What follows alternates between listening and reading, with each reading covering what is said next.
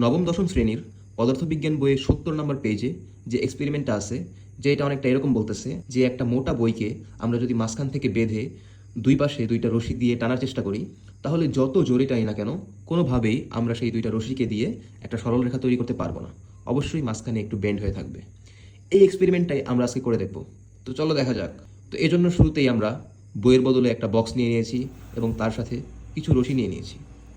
এরপর আমরা দুইটা রশি দিয়ে এই বক্সের মাঝখানে এভাবে বেঁধে নিব এবং একটা রশি গ্রিলে শক্ত করে বেঁধে নিব এবং আরেকটা রশি দিয়ে আমরা টেনে এই বক্সটিকে শূন্যে তোলার চেষ্টা করব। তো তোমরা দেখতে পাচ্ছ যে আমি এই বক্সটিকে শূন্যে তুলেছি এবং আমি কিন্তু এখন আস্তে আস্তে ফোর্স বাড়াইতেছি যেন আমি এই দুইটা রশিকে দিয়ে একটা স্ট্রেট লাইন, একটা সরল রেখা তৈরি করতে পারি। কিন্তু আমি যতই জোরে টানি, যত বেশি ফোর্স দিই, যত চেষ্টাই করি, কোনোভাবেই এই দুইটা রশিকে আমি একটা স্ট্রেট লাইন তৈরি করতে পারতেছিলাম না। বক্সের দুই সাইডে একটু বেন্ড হয়ে থাকেই সবসময়। কিন্তু কেন এটা হয়, চলো দেখে নিই। প্রথমে আমরা বোঝার চেষ্টা করব যে এই বাক্সটি কিভাবে শূন্যে ভাসতেছে। তো দেখো, অবশ্যই এই বক্সে নিচের দিকে মানে মাটির দিকে একটা ফোর্স অ্যাপ্লাই হইতেছে, সেটার নাম কি? ওজন।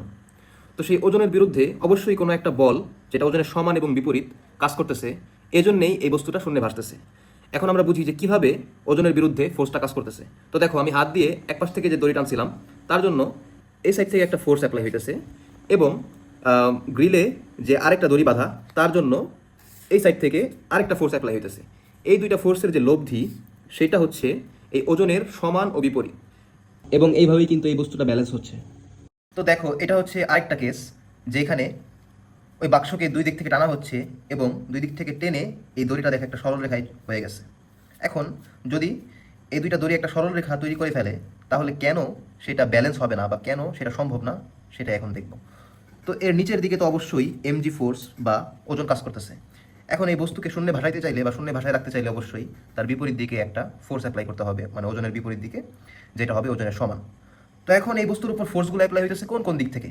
আগে দেখো, ফোর্সগুলো অ্যাপ্লাই হইতেছিল তোমার একটা এই উপরের দিকে, একটা এই পাশের উপরের দিকে, এবং এদের যে লব্ধি ছিল সেটা ছিল ওজনের বিপরীতে।